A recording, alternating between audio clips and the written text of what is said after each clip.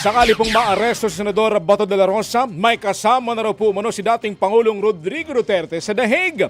Yan po ang biro ni Davao City Mayor Basti Duterte.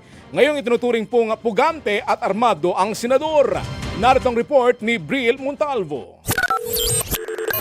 Pungkot ako. At the same time, medyo masaya rin kasi may kasama na yung tatay ko doon, di tayo magkakilapin. It's a bad joke. It's a bad joke. Yan ang bad joke ni Davao City Mayor Baste Duterte sakaling maaresto na ng International Criminal Court ang kanyang kaalyadong si Senator Bato de la Rosa. Sinabi yan ni Baste kasunod ng mga pambabatikos niya sa gobyerno sa inilunsad na Rage Coalition para sa Mindanao sa Davao City kahapon. Tingnan yung nangyari sa Senate. Nagputukan.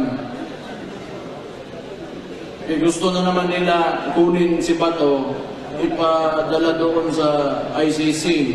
Si Bato kasi bukod sa itinuturing ng pugante, ayon pa sa NBI, pinaniniwala ang armado at delikado.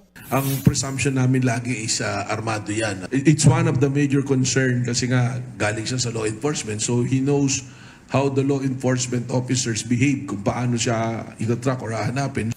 Pero ang kampo ni Bato, kinall out si Matibag. Sa pahayag ni Attorney Israelito Torion, wala raw makatotohanang basihan para ituring na armed and dangerous ang senador. Muli rin itong iginiit na walang nilabag na batas si Bato. Dagdag pa ni Torion, wala ring inilalabas na warrant of arrest ang local court kaya hindi pwedeng ipatupad ang arrest warrant mula sa ICC.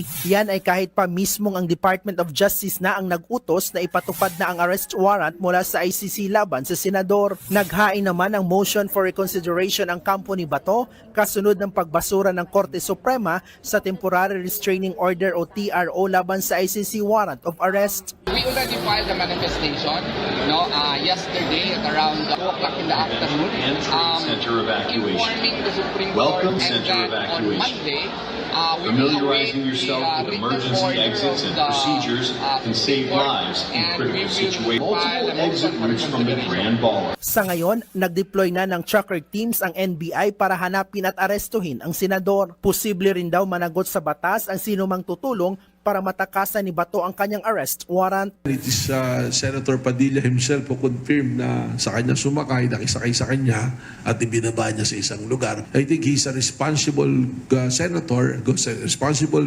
citizen na alam na niya na ngayon na dapat managot sa batas. Base sa CCTV at sa investigasyon, pinasakay ni Senator Robin Padilla si Bato palabas ng Senate premises madaling araw noong May 14, ilang oras makalipas ang barilan sa Senado. Inamin din niya ni Padilla. Ibinaba raw niya sa Makati si Bato at doon sinundo ng sariling sasakyan ang senador. Pero ngayon, hindi na raw niya alam kung nasaan si Bato. Maging si Torion, no contact din daw sa kanyang kliyente. The last time that I had contact with him was perhaps an hour or 30 minutes before he exited from the Senate. After that, no contact anymore. But I am in constant contact with the members of the family, always. Una nang sinabi ni Bato na hindi siya susuko sa ICC, pero ang NBI, So eventually, the law will catch up with you and the law enforcers will get you kung saan ka man naroroon. nagbabalita mula sa frontline. Bril Montalvo, News 5. Mga kapatid, patuloy po kayong tumutok sa 105.9 True FM para sa totoong balita, impormasyon, music, and entertainment. Mag-subscribe sa aming YouTube channel at podcasts. At sundan nyo rin po kami sa Facebook, Instagram, X, TikTok sa True Network PH. Bisitahin din po ang aming website, truefm.ph at panoorin kami sa True TV Signal Channel 19. Kami po ang 105.9 True FM. Laging true sa'yo, kapatid.